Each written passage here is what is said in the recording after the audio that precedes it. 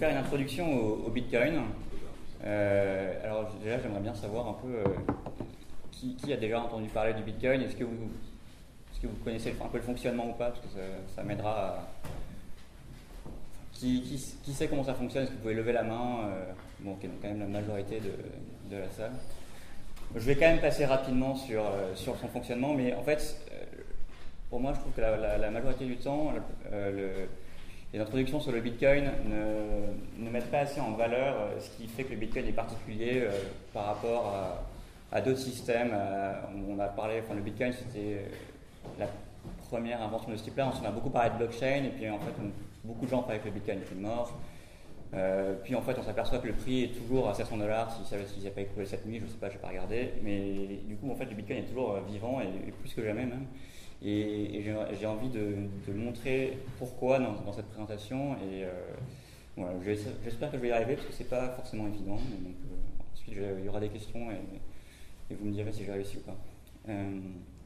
Donc, première question simple, rapide. Qu'est-ce que l'argent? Alors, sans rentrer dans des considérations philosophiques, parce que là je ne fais pas une présentation d'économie, généralement l'argent peut prendre deux formes. La première forme, c'est le cash, et la deuxième forme, c'est le crédit. Alors ces deux formes ont chacune leurs avantages et leurs inconvénients. Le cash, quand je vous donne un billet de cash, bon, a priori, vous n'avez pas de risque, vous avez été payé, il n'y a pas de risque de défaut. Généralement, c'est plutôt anonyme, très très anonyme. C'est synchrone aussi, mais il y a d'autres problèmes, comme le problème de la distribution initiale. Comment est-ce qu'on distribue le cash au début? C'est pas forcément évident, et généralement, c'est pour ça qu'on a besoin d'une autorité centrale. Et on a aussi besoin d'une autorité centrale pour assurer qu'il n'y a pas de contrefaçon. Le crédit, lui, présente un risque de défaut. Ça veut dire que si jamais je vous promets de vous rembourser plus tard pour un service ou un travail que vous m'avez fourni, je peux très bien ne pas vous rembourser et puis vous n'aurez que vos yeux pour pleurer. Ou alors vous irez vous plaindre au tribunal. Généralement, le crédit est lié à l'identité. Il y a une virgule normalement ici, et il est aussi asynchrone, ça veut dire qu'on n'est pas obligé la transaction peut s'étendre dans le temps, c'est-à-dire qu'elle n'est pas obligée d'être instantanée, comme avec le cash. Il n'y a pas de problème de distribution initiale, ce qui permet d'avoir un système de crédit peer-to-peer, c'est-à-dire qu'on peut très bien entrer les uns les autres dans des relations de crédit sans demander l'autorisation de personne. Donc voilà, ça permet un peu de poser les choses et d'en arriver à poser la question de ce qu'est le Bitcoin. Alors moi j'aime bien reprendre la définition de base qu'a donné Satoshi Nakamoto, qui est l'auteur pseudonymique du papier Bitcoin, qui est l'inventeur du Bitcoin. Donc c'est un peer-to-peer electronic cash system. Donc en français ça veut dire un système de cash électronique peer-to-peer, pair à pair. C'est une définition qui est très simple, mais qui, selon moi, donne un peu trop la part belle au cash et pas assez au crédit, puisque finalement, on va voir que pour moi, le Bitcoin combine des propriétés du cash et des propriétés du crédit. Et justement, tout le succès du Bitcoin, pour moi, tient au savant mélange de ces propriétés et au fait de ne pas avoir cherché la perfection dans chacune des propriétés, mais d'être arrivé à un niveau où finalement la mayonnaise a pris. Voilà. Et enfin, donc, je veux dire, l'objectif du Bitcoin, il ne faut pas l'oublier, il est précisé par Satoshi Nakamoto dans son papier, c'est de créer une monnaie qui soit résistante à la censure. C'est vraiment la caractéristique majeure du Bitcoin. C'est pas de faire un système de paiement ultra rapide, c'est pas de faire un système de paiement électronique, c'est vraiment de faire une monnaie qui résiste à la censure. Donc il faut bien garder ça en tête, parce que sinon, en fait, le Bitcoin ne sert pas à grand chose. C'est plutôt un système de paiement moins efficace que ceux qui existent déjà. Alors, maintenant qu'on a dit ça, comment est-ce qu'on résiste à la censure? C'est assez compliqué. Donc généralement, les meilleurs moyens de résister à la censure sont de décentraliser les pouvoirs. C'est-à-dire qu'il ne faut pas qu'il y ait une entité, une personne qui ait trop de pouvoir. Il faut préserver l'anonymat des participants. Donc ça veut dire deux choses. Ça veut dire qu'il faut que le système soit ouvert pour que chacun puisse y participer ou ne pas y participer.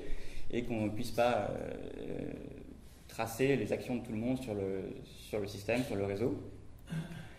Et tout cela dans des conditions aussi hostiles et incertaines où on ne suppose personne honnête et bienfaisant. L'avantage et l'objectif du Bitcoin, c'est de permettre à plusieurs personnes, entités, de transacter entre elles sans avoir à se faire mutuellement confiance. Alors sur les deux premiers points, comment résister à la censure, le Bitcoin réussit de mieux en mieux, on va dire, sur le premier point, mais c'est encore très très loin d'être à un niveau qu'on pourrait qualifier de bon. Enfin, c'est assez décentralisé, mais très très loin de ce qu'on pourrait aimer. Et sur la préservation de l'anonymat, c'est pareil, c'est un spectre, et le Bitcoin n'est pas du tout anonyme, mais il n'est pas non plus, il ne demande pas non plus, il est quand même assez suffisamment ouvert pour ne pas demander à ce qu'on enregistre un compte comme on pourrait le faire sur un système comme Facebook ou comme Gmail. Donc, le Bitcoin, pour l'instant, se situe, on va dire, au milieu du spectre sur chacun des deux axes. Et ça a suffi pour l'instant à ce que le Bitcoin gagne de l'intérêt et de l'utilisation. Alors, maintenant, ce que j'aimerais bien vous montrer, c'est comment est-ce qu'on, à partir de ces objectifs-là, on fait pour créer Bitcoin. Donc, rappelons-nous, Bitcoin, c'est quand même, l'objectif, c'est d'avoir une monnaie peer-to-peer, électronique. Donc, du coup, pour avoir une monnaie électronique, il faut avoir une communauté numérique ou électronique qui peut avoir de la valeur. Généralement, ce qui a de la valeur, doit être rare. Donc ça, créer une communauté numérique qui est rare, c'est difficile.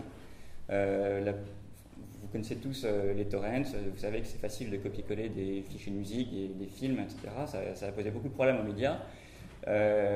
Empêcher quelqu'un de copier-coller un billet de banque numérique, c'est a priori pas un problème très simple. Donc déjà, ça c'est un problème difficile mais qui est à peu près résolu par quelques dizaines d'années de recherche en cryptographie. Le deuxième problème, qui est un problème inhérent au fait que ce soit du cash, c'est qu'il faut le distribuer le plus équitablement possible. Et alors ça, il y a à peu près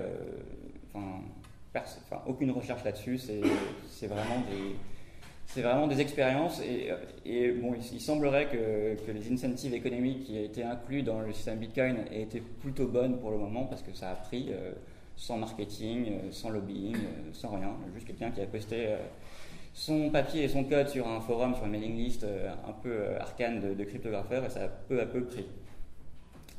Alors cette partie-là, moi j'en parlerai pas trop parce que bon, je sais pas trop encore en penser encore aujourd'hui. Donc le troisième point, donc, comme on l'a dit tout à l'heure, c'est il faut résister à la censure en tout genre. Et alors ça c'est presque impossible. Mais le Bitcoin, encore une fois, arrive à résister à une forme de censure qui est, on va dire, suffisamment bonne. Suffisamment élevée. Mais si jamais, par exemple, un agent extrêmement puissant aux ressources presque infinies décidait de détruire le Bitcoin, il pourrait le faire. Aujourd'hui, il n'y a pas beaucoup de gens à assassiner pour tuer le Bitcoin.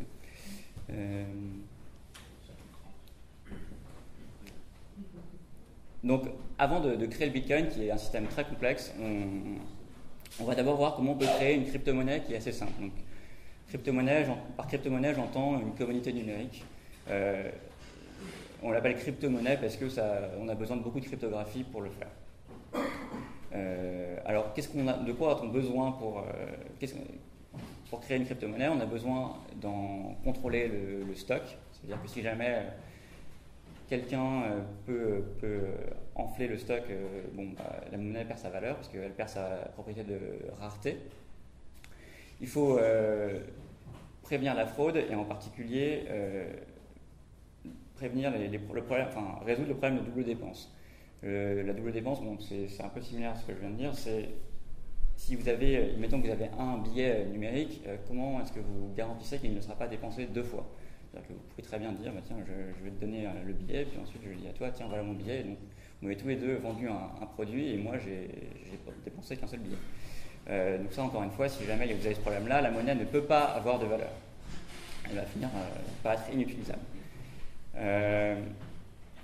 Alors, donc ces deux choses-là, ça se fait à l'aide de primitives et de structures de données cryptographiques que je vais passer en revue assez rapidement. J'espère que ça va être clair parce que c'est assez rapide. Donc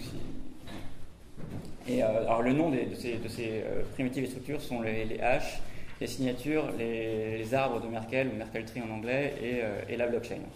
Comme vous le voyez, la blockchain c'est qu'une partie de tout le système et voilà, il y a besoin de beaucoup plus qu'une blockchain pour faire une crypto-monnaie. Alors, je vais essayer de faire donc un petit aperçu de cryptographie pour les nuls. Qui a fait un peu de cryptographie ici, qui connaît les hashes, les signatures, donc déjà un peu moins de monde, mais un peu quand même. Donc, un hash, alors c'est un mot anglais, je n'ai pas trouvé d'équivalent en français, donc je vais garder le mot anglais. C'est une fonction déterministe. Déterministe, ça veut dire... Alors, je vais être pas totalement rigoureux dans ma définition. Déterministe, ça veut dire qu'elle aura toujours le même résultat à partir de l'input qui est donné. Donc en input, vous mettez des données. Des données, ça veut dire un nombre, un document, des bits. Enfin, voilà. Donc c'est une fonction qui est déterministe et à sens unique, ça veut dire que c'est très facile de calculer l'output de la fonction, mais c'est pratiquement impossible. Au sens économique du terme, c'est-à-dire que ça coûterait trop cher, ou alors ça prendrait trop de temps de revenir en arrière à partir d'un output, de calculer son input. C'est ce qu'on veut dire par résistante à la recherche par brute force, c'est-à-dire que si vous essayez tous les inputs possibles pour essayer de trouver quel est l'input pour un certain output, vous allez mettre, a priori, il va vous falloir des milliards d'années ou alors une infinité de puissance de calcul. Donc ça, qu'est-ce que ça permet de faire? Ça permet, en fait, il faut voir un hash un peu comme une innovation par rapport à une enveloppe scellée. C'est-à-dire qu'avant, vous mettiez un document secret dans une enveloppe scellée, vous mettiez un tampon avec de la cire, et ensuite, donc ça veut dire que vous vous engagiez à avoir publié ce document à une certaine date, ou alors vous pouviez mettre une partie de votre identité sur le tampon qui garantit que c'est vous. Mais en gros, ça permet, donc une fois que vous hashez par exemple un document, vous promettez que, vous vous engagez à pouvoir. Le mot anglais c'est to commit, c'est-à-dire que. Comment? Voilà, vous engagez sur la valeur de ce document. On verra pourquoi c'est important après. Justement, ça permet donc de créer une blockchain. Alors une blockchain, qu'est-ce que c'est? C'est en français une chaîne de blocs qui sont liés par leur hash. Alors le hash d'un bloc, qu'est-ce que c'est? Donc déjà un bloc, qu'est-ce que c'est? Un bloc, c'est un ensemble de données. Dans notre contexte, c'est un ensemble de transactions. Généralement, les transactions sont des données. Donc une transaction, qu'est-ce que c'est qu'une donnée? C'est personne A, donc Alice a envoyé 10 euros, 10 bitcoins à personne Bob. Ça c'est une donnée, on la hash, ça veut dire qu'on obtient un output qui est déterministe et qui ne permet pas de revenir à la transaction ou alors au bloc si on prend un ensemble de transactions. Et ensuite on crée une chaîne de blocs en prenant donc la liste des transactions, le hash de chaque bloc et chaque bloc va pointer vers le hash du bloc précédent. Donc ça permet de faire une chaîne de blocs qui n'est pas modifiable sans qu'on le voit rapidement. Parce que si jamais on modifie une des transactions, ça va modifier donc l'ensemble des données sur lesquelles est calculé le hash du premier bloc. Et donc le deuxième bloc va nécessairement changer après, puisque le premier hash aura changé si on change de transaction. Et ainsi de suite. Donc en fait, à partir du dernier hash, on peut tout de suite contrôler si jamais une donnée de la blockchain a changé. Donc ça c'est très pratique pour s'assurer qu'aucune modification n'a été apportée à la blockchain a posteriori par un agent malicieux ou par un agent de contrôle. Voilà. Alors ça, en fait, je pense que je vais passer là-dessus parce que je ne pense pas que ce soit nécessaire aujourd'hui. Mais disons qu'avec les hashes, on peut facilement stocker les transactions de façon à pouvoir vérifier qu'une transaction appartient à un bloc rapidement sans avoir besoin de tout le bloc. Voilà. La deuxième chose dont on a vraiment absolument besoin pour créer une crypto-monnaie, c'est les signatures. Alors la signature, donc on sait tous ce que c'est qu'une signature avec un stylo. Une signature numérique et cryptographique, c'est l'équivalent de la signature au stylo, mais en beaucoup plus puissant. Alors il faut on attend d'une signature qu'elle soit privée, qu'elle soit liée à un seul document, c'est-à-dire qu'une signature ne peut pas servir à valider tous les documents qui existent. Il faut qu'elle soit facilement vérifiable, mais impossible à forger. Alors ça se fait comment? Ça se fait en créant un couple de clés publiques, clés privées, qui sont de deux très grands entiers qui sont liés mathématiquement l'un avec l'autre. Donc il est facile de trouver la clé publique à partir de la clé privée. En fait, vous pouvez prendre la métaphore suivante, c'est comme si vous aviez un coffre-fort où la clé privée c'est la clé privée est le coffre et puis la clé publique est le code finalement. Et donc à partir de ce couple-là, clé publique, clé privée, je vais aussi utiliser le mot clé secrète parce que ça permet d'avoir un SK qui est secret key et pas un PK qui peut faire public key et private key à la fois. Donc, vous prenez une clé privée et un message et vous créez une fonction de signature qui lie donc le message à cette clé privée. Cette clé privée, cette clé secrète, vous la gardez pour vous. Et ensuite, vous avez une fonction qui prend comme argument la clé publique, le message et la signature. Donc ensuite vous pouvez distribuer votre clé publique à la terre entière et les gens pourront vérifier que c'est bien vous qui avez signé le message. Donc ça c'est fait par des opérations mathématiques qui sont assez compliquées. Donc je ne vais pas rentrer dans le détail. Mais l'avantage c'est que vous pouvez prouver que c'est vous qui avez signé un message à n'importe qui sur la planète de façon asynchrone. Vous n'avez pas besoin d'être présent dans la même pièce, vous n'avez pas besoin de vous parler autrement, vous avez seulement besoin de distribuer votre clé publique et de garder votre clé privée secrète. Parce que si vous la perdez ou que vous la distribuez aussi, vous ne pouvez plus rien prouver. Voilà, donc ça c'est les bases de la cryptographie qui permettent ensuite de créer une crypto-monnaie toute simple. Donc on va créer une première crypto-monnaie ou une entité qu'on peut appeler Goofy. Alors là, j'ai repris des exemples qui sont dans un livre qui s'appelle le Bitcoin Book de Princeton, ce que je trouve très bien fait. Alors une entité qui s'appelle Goofy, qui peut être une banque, un État par exemple, ou une entité toute simple, une personne, peut créer des coins qui lui appartiennent au début. Et donc, qu'est-ce que sont ces coins? Ce sont des nombres aléatoires qu'il signe avec sa clé. Donc, il prouve que les coins lui appartiennent en les signant lui-même avec sa clé privée. Et ensuite, on établit une deuxième règle qui est que tout propriétaire d'un coin peut transférer son coin à quelqu'un d'autre en signant le message suivant, payer tel montant à telle clé publique.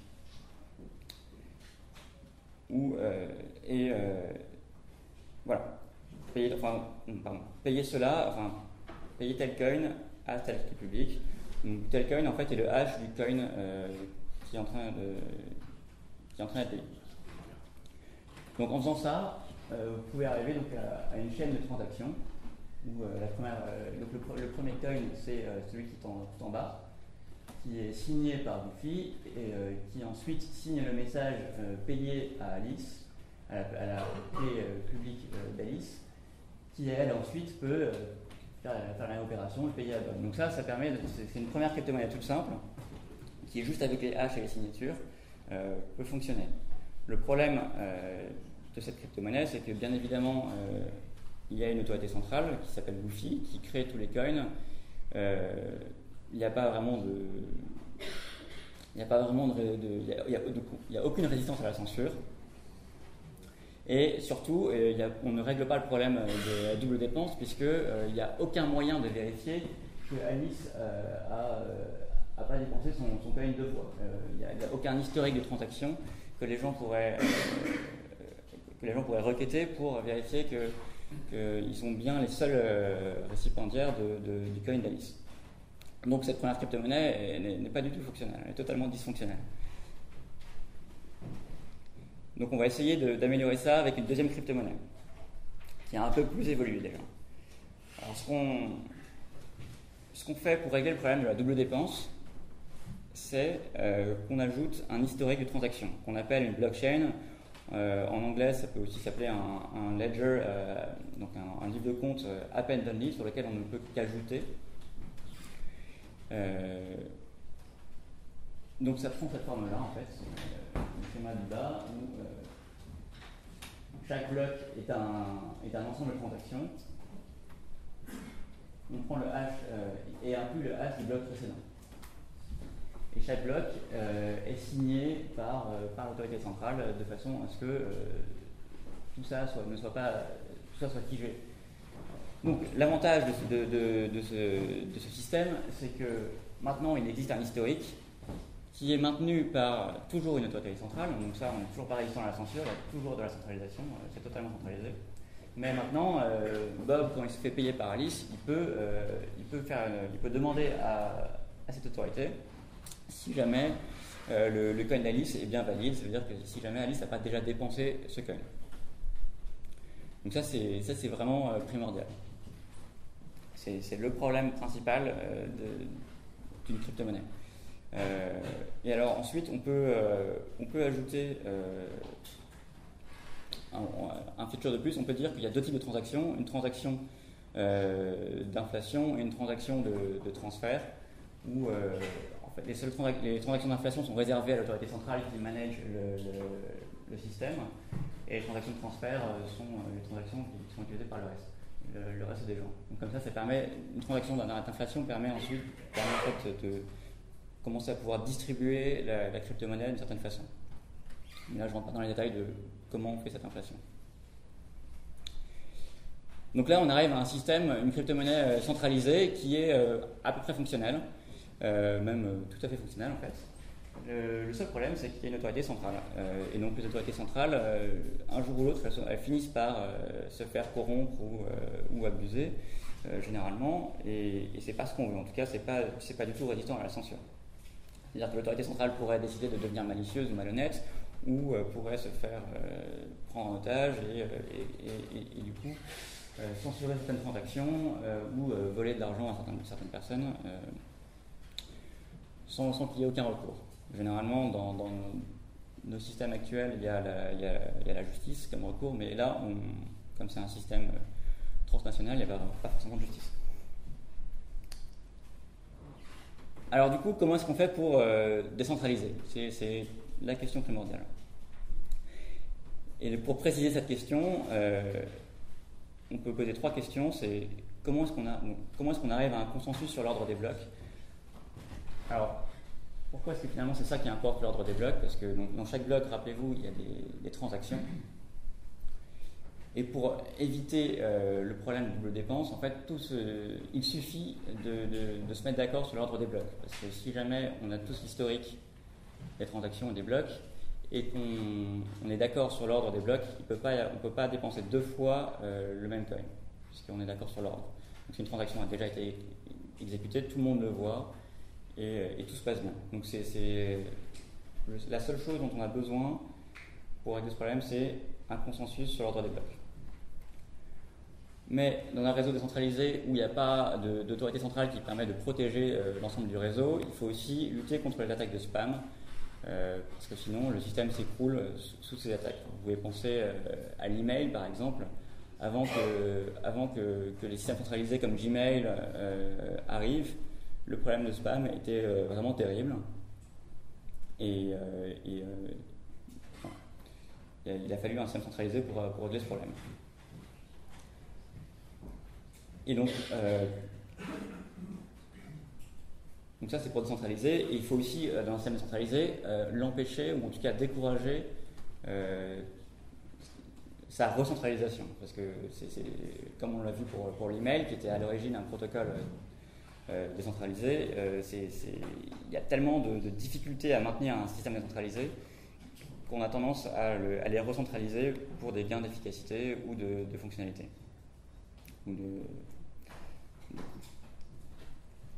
Donc d'abord, je voudrais dire 2-3 mots sur ce que c'est que la décentralisation, parce que c'est pas forcément évident.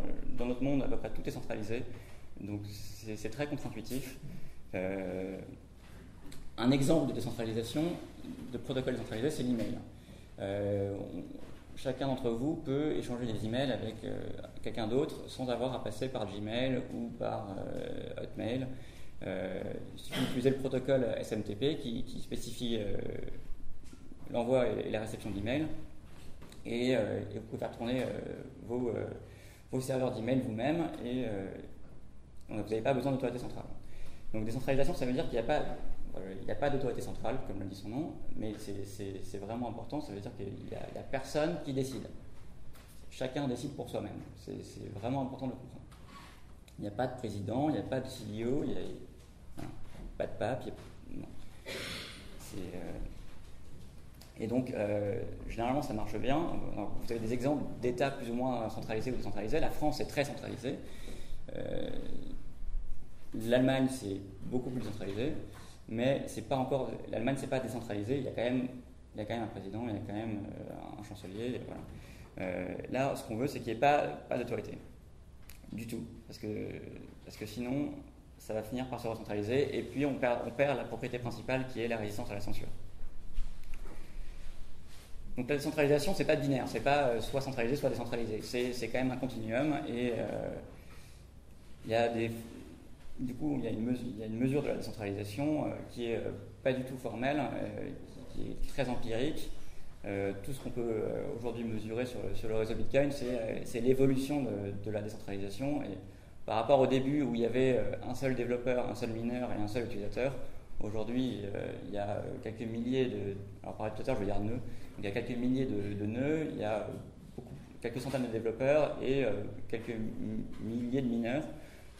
Ça dépend, enfin je compte pas les pools, mais qui sont rassemblés disons, on va dire, en une trentaine d'associations de mineurs. Donc c'est beaucoup plus décentralisé qu'avant, mais c'est encore très centralisé par rapport à ce qu'on pourrait imaginer comme étant une centralisation parfaite.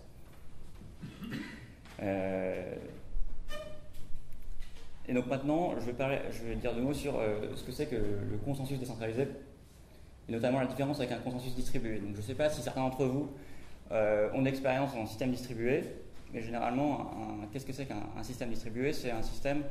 Alors je prends un exemple concret, c'est-à-dire que imaginez que vous êtes Facebook, au début vous avez 10 utilisateurs, toutes vos données tiennent sur une machine, cette machine est contrôlée par vous, donc vous n'avez pas de problème. Votre site a du succès, donc maintenant vous avez 1 million d'utilisateurs, 10 millions d'utilisateurs, évidemment tout ça ne tient plus sur une seule machine, le volume de données est tel que ça ne tient plus sur une seule machine, donc vous avez besoin de distribuer ces données sur plusieurs machines, c'est physique. Et ensuite, donc, comme vous avez plusieurs machines, la probabilité qu'une machine tombe en panne, bug, augmente. Avec une machine, elle est assez faible. Avec 1000 machines, 10 000 machines, elle commence à sacrément augmenter. Donc vous implémentez des consensus, des protocoles de consensus qui permettent à toutes ces machines, tous ces serveurs, de se mettre d'accord sur quel est l'état des données, combien d'utilisateurs il y a, qu'est-ce qu'ils ont posté sur... quel message ils ont envoyé, qu'est-ce qu'ils ont posté comme photo, etc. Donc ça c'est le consensus distribué, mais il faut bien comprendre que ça reste totalement centralisé, c'est-à-dire qu'il y a bien Facebook qui est l'autorité centrale, qui manage tous ces serveurs, qui sait exactement a priori combien il y en a, qui peut éteindre les machines qu'elle veut, qui peut en rajouter quand elle veut, donc il y a un contrôle total sur son réseau, sur ses machines. Alors que dans un réseau centralisé, vous ne maîtrisez rien, vous ne savez pas combien de personnes, combien de serveurs il y a, vous savez pas quand est-ce qu'ils vont tomber en panne. Vous ne pouvez pas arrêter une machine qui se met à fonctionner n'importe comment et vous envoyer des fausses données par exemple. Vous ne pouvez pas non plus forcer une machine qui est honnête à rester. Vous ne maîtrisez rien. Il n'y a pas d'autorité centrale qui manage le réseau. Donc, c'est a priori beaucoup plus difficile d'arriver à un consensus de façon décentralisée. Et il y a d'ailleurs plusieurs résultats formels théoriques qui montrent qu'en théorie, c'est impossible. À partir du moment où vous avez un réseau avec un seul processus défectueux, vous ne pouvez pas arriver de manière certaine à un consensus. Ça, c'est un résultat qui a été formellement prouvé par 3 chercheurs, Fisher, Lynch et Patterson, il y a quelques dizaines d'années. Donc, comment on fait parce que là, a priori, ce que je viens de dire, ça veut dire que le Bitcoin est théoriquement impossible. Alors, ce qui est intéressant dans le Bitcoin, c'est que le Bitcoin s'éloigne du formalisme des systèmes distribués et introduit une notion qui était jusqu'alors complètement absente de ces systèmes, qui est la rationalité économique des agents. C'est-à-dire que le Bitcoin va faire en sorte, avec des incentives économiques qui sont inclus dans le système, qu'il soit plus cher, qu'il coûte plus cher de mal agir que d'être honnête. Donc il coûte plus cher d'essayer de frauder, d'essayer de voler, d'essayer de casser le système que d'être honnête. Ça ne veut pas dire qu'on ne peut pas le casser, ça ne veut pas dire qu'on ne peut pas frauder, mais ça va coûter très cher. En tout cas, plus cher que les gains qu'on en tire. Donc le Bitcoin suppose une rationalité économique. Si jamais tout le monde est irrationnel, si jamais quelqu'un veut tout faire sauter, ça, le Bitcoin ne peut rien faire contre ça. Donc le Bitcoin ne fait aucune hypothèse sur la topologie du réseau, comme j'ai dit tout à l'heure. Le réseau évolue en permanence, on peut à tout moment rejoindre le réseau ou le quitter. Il n'y a pas d'identité, c'est-à-dire qu'on ne sait pas qui est sur le réseau, ou en tout cas on ne demande pas à le savoir. Donc pas d'identité, généralement ça implique pas de confiance. Vous ne pouvez pas vous appuyer sur la réputation de certaines personnes. Vous n'avez pas de garantie formelle quant à l'exécution d'une transaction en un temps fini. Ça veut dire que il y a seulement une probabilité qui décroît exponentiellement avec le temps, mais rien ne garantit que votre transaction sera un jour exécutée. Donc c'est une relaxation des contraintes qui sont beaucoup plus strictes sur d'autres systèmes distribués comme ceux dont je parlais avant. Et quelque chose qu'il faut bien comprendre, c'est que quand vous avez un réseau comme ça, vous n'avez pas de notion de temps universel. Ça veut dire que, rappelons-nous qu'il fallait... le but c'était d'arriver à ordonner les blocs de transactions les uns après les autres et arriver à un consensus là-dessus. On aurait pu se dire, c'est facile, on met en eurodate chaque bloc les uns après les autres et on est tous d'accord sur le temps, sur l'heure et donc on les ordonne chronologiquement. Ça ne marche pas. Parce que dans un tel réseau où il n'y a pas de serveur central qui peut donner le temps, par exemple, comme il pourrait y avoir chez Facebook, à cause de la latence, alors la latence c'est la durée que met... en fait, les données, il faut toujours ramener ça à des bits. Il y a des particules physiques qui se déplacent dans des tuyaux. Donc il y a une vitesse limite au déplacement des particules qui est la vitesse de la lumière. Donc nécessairement, les données vont se transférer en un temps qui n'est pas nul. Et plus les réseaux sont éloignés les uns des autres, plus ça va prendre du temps.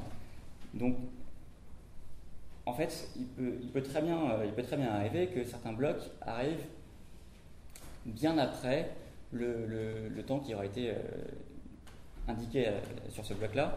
Donc, et en plus, qu'est-ce qui empêche quelqu'un de mentir sur le temps affecté à ce bloc? Tout ça montre qu'il n'y a pas moyen de... Donc en fait, tous les nœuds du réseau peuvent recevoir les blocs dans un ordre différent des autres nœuds. Parce qu'il y a certains nœuds qui sont tous en Asie, certains nœuds qui sont tous en Europe, d'autres aux États-Unis. Ça met plus de temps de passer des États-Unis en Asie que de passer de New York à Boston. Et donc on ne peut pas garantir que les blocs vont tous arriver chez chacun dans le même ordre. Donc du coup, il n'y a pas de temps universel. Si jamais il y avait un temps universel, en fait, ça veut dire qu'on est déjà d'accord sur quelque chose. Donc en fait, tout ça ne servirait à rien. Donc ça, c'est toutes les hypothèses un peu curieuses du Bitcoin qui s'éloignent des systèmes distribués traditionnels, comme ils ont été pensés pendant des dizaines d'années, et qui permettent en fait d'arriver à un système qui est jusque-là empiriquement fonctionnel, mais dont il n'y a pour l'instant aucune preuve formelle que ça marche. Le Bitcoin, ça marche vraiment de façon purement empirique. Il n'y a pas de preuve que ça marche. Donc comment on arrive à un consensus avec ces hypothèses-là? Alors, l'idée géniale de Satoshi Nakamoto, qui qu'il soit, c'est d'avoir introduit un coût de participation externe au système qui soit donc impossible à contrefaire, qui soit monotone en fonction des ressources utilisées et du temps moyen nécessaire pour payer ce coût, et qui soit donc prohibitif pour un agent malicieux. Ça veut dire que, concrètement, pour prendre un exemple simple, si jamais vous deviez payer 10 centimes à chaque fois que vous envoyez un email, vous enverriez beaucoup moins d'emails et il y aurait beaucoup moins de spam parce que le business du spam ne serait plus profitable. C'est-à-dire que les spammers, ils envoient 10 millions d'emails à la fois, ça leur coûte rien et un coût marginal nul. Si jamais ils avaient un coût marginal de 10 centimes, ça serait en fait pas profitable, donc ils ne le feraient plus. Donc là, c'est exactement le même principe. Vous associez un coût de participation qui est externe au système, et c'est important que ce soit externe au système. Parce que si jamais le coût était interne au système, en fait, vous restez dans votre bulle et il se passe, enfin, vous ne pouvez pas garantir que personne ne pourra frauder, puisque vous créez quelque chose qui ne vaut rien et vous essayez de le protéger à partir de ce rien. Ça, c'est ce qu'on appelle le proof of stake. Bon, alors là je m'avance un peu parce qu'il est possible qu'un jour on arrive à trouver une version du proof of stake qui marche, mais pour l'instant rien n'est prouvé. Alors que le proof of work, pour l'instant, empiriquement ça marche quand même plutôt bien. Alors typiquement, donc, c'est donc, pour le Bitcoin, c'est un puzzle cryptographique dont la difficulté s'ajuste en fonction du nombre de personnes et puis de ressources, de puissance de calcul qui sont dessus, qui sont affectées à résoudre ce puzzle. Donc c'est ce qu'on appelle en anglais proof of work, preuve de travail, et qu'on peut définir comme une preuve computationnelle, c'est pas un mot très français, mais de dépense d'énergie. Alors pourquoi est-ce que c'est important que ce soit une dépense d'énergie? Parce que jusqu'à présent, on ne sait pas contrefaire l'énergie ou la dépense d'énergie. C'est une des seules choses qui est impossible à contrefaire. Si jamais vous vous basez sur des identités, les identités c'est très facilement les contrefaire. On voit tous les problèmes qu'il y a avec les faux comptes Facebook, les faux comptes Gmail qui sont en vente sur le marché noir, les fausses adresses IP. C'est pratiquement impossible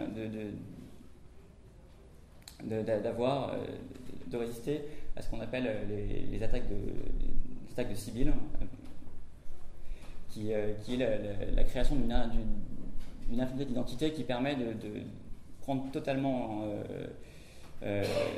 contrôle d'un réseau. Donc, si jamais le coût n'était pas un vrai coût, c'est-à-dire que si jamais on pouvait contrefaire ce coût, ça n'aurait pas d'intérêt. La dépense d'énergie a un vrai coût, jusqu'à preuve du contraire. Donc c'est impossible à contrefaire. Donc ça respecte la première propriété. Deuxièmement, plus vous consommez d'énergie, plus ça va être cher. Donc c'est bien monotone, et moins vous en consommez, moins ça va être cher. Donc c'est bien monotone comme fonction. Et alors ensuite, l'algorithme qui régit ce coût s'arrange pour que le temps moyen nécessaire pour payer ce coût soit toujours d'environ 10 minutes. Voilà. Donc, et généralement, ce coût va être prohibitif pour un agent malicieux. Ça, c'est un des miracles du Bitcoin, c'est que petit à petit, le Bitcoin a pris de la valeur, et donc le coût a augmenté, et donc il est devenu de plus en plus prohibitif de vouloir frauder, de façon à ce que finalement les fraudeurs n'ont jamais réussi à dépasser les gens honnêtes. Mais là, c'est plus un miracle qu'autre chose. Alors, ça c'est un peu technique, mais ce coût dans le Bitcoin s'appelle l'algorithme SHA-256. C'est un algorithme de hash, ce dont j'ai parlé tout à l'heure. Je ne vais pas le détailler parce que ça n'a pas grand intérêt, mais il possède des propriétés qui sont très intéressantes, notamment pour encourager la décentralisation, ou alors en tout cas décourager, ne pas encourager la centralisation. C'est vraiment ça qui est important, parce que c'est très très dur d'encourager la décentralisation, mais c'est très facile d'encourager la centralisation. Donc un bon algorithme de proof of work, il doit être sans optimisation. Ça veut dire qu'il ne faut pas qu'il y ait quelqu'un qui puisse faire ce calcul plus vite que quelqu'un d'autre, sinon ces quelques autres vont rapidement faire faillite. Il faut qu'il soit parallélisable, comme ça permet à le plus de gens possible de participer sans qu'une centralisation de la participation soit nécessaire pour être plus profitable. Il ne faut pas que cet algorithme possède un état, ça veut dire que le calcul à un temps T doit être indépendant de ce qu'on a calculé avant. Comme ça, on peut commencer le calcul quand on veut et arrêter le calcul quand on veut. Et il n'y a pas alors ça, en quoi est-ce que ça aide à la décentralisation? C'est-à-dire que si jamais vous étiez obligé de commencer, si jamais le calcul à temps T dépendait des calculs précédents, finalement, vous auriez une incitation à rester toujours online. Et donc ça conduit naturellement à la centralisation, parce que vous avez besoin d'une opération qui soit très professionnelle, qui ne tombe jamais en panne, voilà, comme un Facebook ou un Gmail. Donc là, vous pouvez avoir votre petite machine chez vous qui fait le calcul. Et vous pouvez la brancher quand vous voulez, quand l'électricité est pas chère, vous pouvez la brancher en Alaska, en Islande, en Chine, pas de problème. Et quelque chose de très important, c'est que il faut que passer 2 fois plus de passer 2 fois plus de temps à faire le calcul soit équivalent à à faire le calcul avec 2 fois plus de puissance. Comme ça pareil, si vous n'avez pas cette propriété-là, vous finirez par être centralisé. L'algorithme SHA 256 obéit à toutes ces propriétés, à peu près, donc c'est plutôt un bon algorithme, c'est plutôt un bon choix. Il y en a peut-être des meilleurs, mais en tout cas il marche très bien. Donc il n'y a pas de raison de le changer.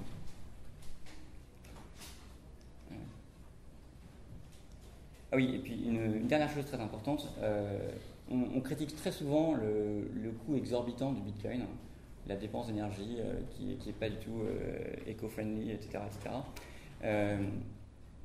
En fait, c'est important que le coût de cet algorithme, qui est le coût de la sécurité du Bitcoin, ne serve à rien d'autre qu'à sécuriser le Bitcoin. Parce que si jamais il servait, par exemple, je ne sais pas, à trouver des protéines ou à trouver des grands nombres premiers ou à n'importe quelle autre utilisation, finalement c'est plus le même coût, parce que c'est-à-dire que vous pouvez gagner autrement de l'argent, et donc les incentives ne sont plus les mêmes pour tout le monde, et donc ça va probablement conduire les incentives vont être faussés, et ça va probablement conduire à une centralisation ou à une perversion du système. Donc c'est vraiment important que le Proof of Work serve juste à faire du Proof of Work et pas à autre chose.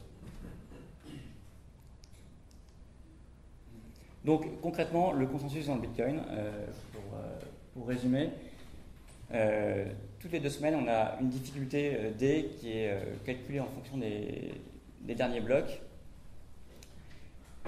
qui est calculée par le réseau, et le but du puzzle de Bitcoin, c'est de trouver un hash de l'algorithme SHA 256 qui est pris sur le bloc de transaction en cours qui est proposé, et auquel on ajoute une donnée qui permet de faire varier le hash, de telle sorte que le hash soit inférieur à cette difficulté. Alors, quelque chose que je me rends compte que j'ai oublié de dire, c'est qu'il est impossible de prédire la valeur d'un hash à partir de l'input. Ça veut dire que l'output est aléatoire. En fait, les outputs suivent une distribution aléatoire, et donc vous pouvez pas facilement trouver ce hash qui sont inférieurs au nombre D. Vous pouvez que essayer les hash un par un, en fait. Donc c'est pour ça que vous faites varier le petit nombre n. Vous pouvez l'incrémenter de 1 à chaque itération, et en espérant trouver un hash qui soit inférieur à D à un moment. Et dès que vous avez trouvé ce hash là, ça veut dire que vous avez prouvé que vous avez travaillé, parce que vous avez calculé tous ces hash qui de façon déterministe prouvent que vous avez dépensé l'énergie. Et donc vous publiez votre bloc, et les autres participants au réseau vont se dire ok, bon, cette personne a dépensé de l'énergie, donc on va valider son bloc. Et ensuite le bloc est ajouté donc à la chaîne de blocs, à l'historique de transaction. D est calculé de façon à ce que ce puzzle dure en moyenne 10 minutes. C'est un temps qui a été choisi, je ne sais pas très bien comment, mais qui est en fait pas trop mal, parce que ça permet d'avoir humainement, c'est assez humain comme temps, 10 minutes, donc c'est facile de raisonner autour de 10 minutes, et de prévoir des process, de bâtir des opérations. Ce qui est important en tout cas, c'est que vérifier un bloc prenne beaucoup moins de temps que 10 minutes, et vérifier un bloc, c'est presque instantané. Voilà, et donc les nœuds s'accordent sur la blockchain qui est la plus difficile. La plus difficile, ça veut dire que c'est celle qui a demandé le plus de proof of work. Donc la difficulté était, le nombre D était le plus petit. Voilà. Alors les gens qui font ces calculs, là, qui calculent tous ces hash, on les appelle les mineurs. Ça peut sembler bizarre au début. En fait, les mineurs, c'est une comparaison, enfin, c'est une métaphore avec les chercheurs d'or ou les chercheurs de pierres précieuses. Puisque ce qui se passe, c'est que tous ces agents qui participent à une loterie de toutes les 10 minutes pour trouver un hash de bloc valide, pour les inciter à participer, ils sont récompensés à chaque nouveau bloc par des nouveaux bitcoins. Et c'est ça en fait qui permet en bitcoin de distribuer peu à peu le stock de bitcoin qui sera limité à peu près à 21 millions de bitcoins. Donc on les a appelés les mineurs, mais parce qu'ils découvrent des nouveaux bitcoins en travaillant, donc un peu comme un chercheur d'or avec sa pioche sur un rocher. Mais c'est en fait finalement les mineurs, leur rôle principal, c'est quand même d'ordonner les blocs et les transactions. C'est pas de découvrir des nouveaux bitcoins. Ça c'est un état temporaire. Alors au début, il y avait un seul mineur, c'était Satoshi, puis il y en a eu 2 ou 3, etc. Maintenant, en fait, ce qu'on appelle le mining, c'est vraiment un gros business. Ça veut dire que c'est plusieurs centaines de millions de dollars par an, étant donné que le prix d'un bitcoin, c'est 700 $ à peu près. Et qu'il y en a, il y a aujourd'hui 12,5 bitcoins toutes les 10 minutes qui sont émis. Donc ça a fini par... Il y a énormément de puissance qui a été affectée au calcul de CH. Aujourd'hui, c'est à peu près... je crois 1 exahash, donc ça fait beaucoup de puissance, beaucoup de hash. 1 exahash par seconde. Et donc souvent ce qui se passe, c'est que c'est devenu impossible d'être profitable comme mineur solo. Donc les mineurs s'associent entre eux pour former des pools et réduire la variance. Voilà, et donc aujourd'hui il y a une trentaine de pools, dont une dizaine qui sont assez grosses et qui ont entre... Je sais pas, je n'ai pas vérifié récemment, mais... D'accord, 5 minutes. Entre 10 et 20% de la puissance totale. Donc ce qui veut quand même dire qu'il y aura, si les 5 ou 6 plus grosses poules s'associent, elles ont quand même 70% du réseau. Et donc pour revenir sur l'aspect décentralisation, c'est 70% du réseau, c'est quand même beaucoup, et on est encore loin de là où on voudrait être. Alors, on n'a plus que 5 minutes, donc bon. Une chose qu'il faut savoir, c'est que les mineurs, je ne vais pas avoir vraiment le temps de le développer, mais ils s'intéressent à une chose, c'est leur taux d'orphelin.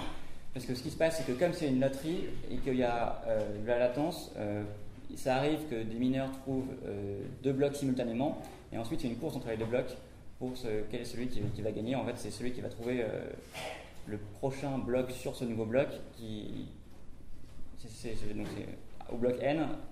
Nouveau bloc n, si vous avez un bloc, c'est le premier bloc et un bloc n', c'est le premier bloc qui aura un bloc n plus 1, que ce soit n plus 1 ou n', n plus 1. C'est celui-là qui va remporter la course, et donc c'est celui-là qui va remporter les 12,5 bitcoins. Et l'autre sera ce qu'on appelle un bloc orphelin, et ça fait en fait perdre beaucoup. Plus vous avez d'orphelins, plus vous perdez d'argent, parce que vous avez dépensé l'énergie et vous n'avez rien eu en retour. Et donc plus le taux d'orphelin augmente, plus les mineurs vont faire faillite et plus le système est centralisé. C'est ça qui est vraiment important. Donc il faut faire très attention à ne pas augmenter le taux d'orphelin dans le Bitcoin. C'est comme ça que vous maintenez l'état décentralisé. Alors 2-3 mots rapidement sur le modèle de sécurité Bitcoin, parce que souvent c'est très mal compris ça. Chaque nœud vérifie chaque transaction historique et en temps réel, d'après les règles du consensus. C'est-à-dire que vous ne dépendez de personne dans le modèle full node, donc le nœud complet du Bitcoin. Vous ne faites confiance qu'à vous-même. Et ça, c'est très important. Vous ne faites pas confiance aux mineurs, vous ne faites pas confiance à des développeurs, vous faites confiance qu'à vous-même. Ensuite, c'est vous qui choisissez ou pas de faire tourner votre nœud. Donc les nœuds limitent le pouvoir des mineurs, c'est-à-dire que les mineurs ne peuvent pas mettre ce qu'ils veulent dans les blocs, sinon les nœuds les refuseront. Et les développeurs ne peuvent pas mettre ce qu'ils veulent dans le code, parce que sinon les nœuds refuseront l'upgrade. Donc ça, c'est une limitation des pouvoirs. Ensuite, les mineurs limitent le pouvoir des développeurs, parce que les développeurs peuvent développer des nouvelles fonctionnalités si elles ne sont pas approuvées par les mineurs, c'est-à-dire si les mineurs refusent de nouveaux types de transactions, ça ne servira à rien. Enfin, elles seront inutiles. Et la nature du proof of work est censée, si le proof of work est bien conçu, décentraliser les mineurs, donc limiter le pouvoir qu'a le mineur de censurer les transactions. Parce que donc, si un mineur acquiert plus de 50% de la puissance de calcul, il peut ensuite faire ce qu'il veut en termes de censure. Alors j'aurais bien aimé parler un peu de théorie des jeux en mining, mais on n'a pas le temps de faire ça. Alors oui, je vais passer rapidement là-dessus. Donc pour revenir sur le temps de propagation, et si certains ont suivi le débat sur la taille des blocs, parce qu'aujourd'hui la taille des blocs est limitée à 1 mégaoctet par bloc, ce qui est assez faible.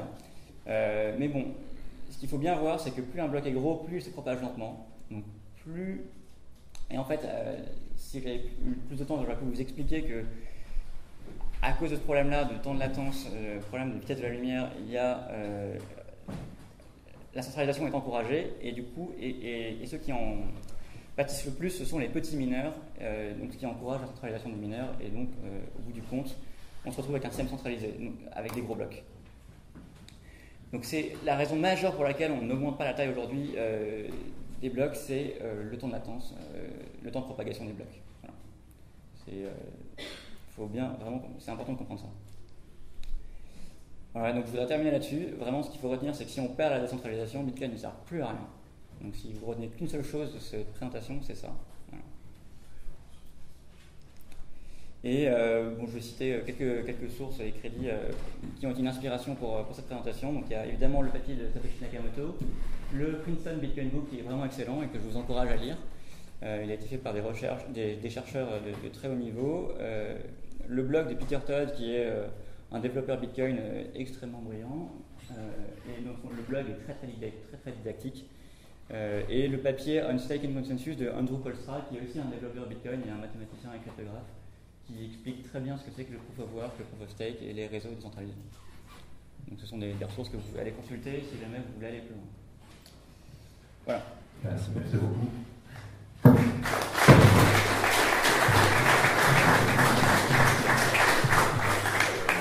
Des questions rapides, peut-être? Des questions? Oui.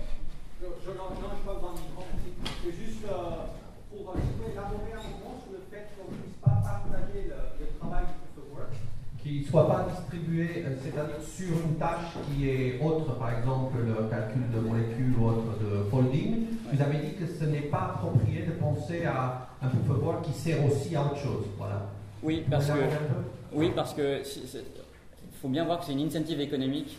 Le Bitcoin, c'est un système économique, c'est pas juste un protocole informatique. Et si jamais l'incentive est pervertie par une forme possible de gain, comme la découverte d'une molécule ou la découverte de la résolution d'un problème mathématique de Hilbert ou je ne sais quoi, en fait, vous changez complètement l'incentive et donc vous n'êtes plus sûr que les incentives sont alignés les uns avec les autres. Donc vous ne pouvez pas être sûr de l'état du système et que tout le monde est honnête et que le système va rester stable. Alors, voilà. Merci.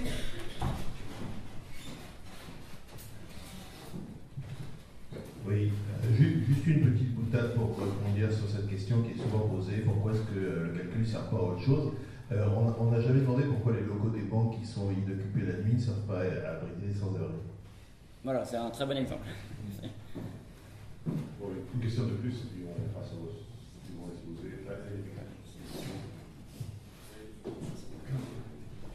Il me semblait avoir lu quelque part que pour qu'un bloc soit validé, une transaction soit validée, il fallait qu'il y ait 5 blocs qui la suivent, et seulement après elle serait confirmée, on va dire. Alors, c'est vrai? Alors ça c'est en fait ce que je disais, c'est que vous n'avez jamais de preuve que votre transaction est validée.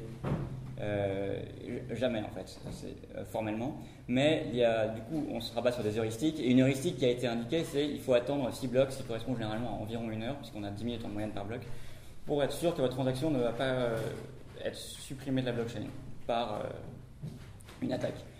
En réalité, même 6 blocs, en fait, c'est pas beaucoup. Si vous avez un business sur le Bitcoin, il faudrait mieux attendre un jour, ça veut dire, je ne sais plus ce que c'est 144 blocs ou quelque chose comme ça. Parce qu'on raisonne toujours en se disant bon, c'est très dur, c'est très cher de réécrire 144 blocs vu la puissance de calcul qui est affectée aujourd'hui. Mais ce qu'on ne réalise pas, c'est que pirater les serveurs des mineurs, c'est probablement en fait beaucoup moins cher et beaucoup plus facile que de recréer une opération de mine. Et donc en fait, il faudrait se demander quel dégâts pourrait causer un pirate qui prendrait le contrôle d'une grosse puissance de calcul. Et du coup, là, il pourrait réécrire beaucoup plus que 6 blocs, en fait, probablement. Donc, il vaut mieux attendre un jour, voire une semaine, en fait, si vous voulez vraiment être sûr. Merci beaucoup, Stan. Et on passe au suivant.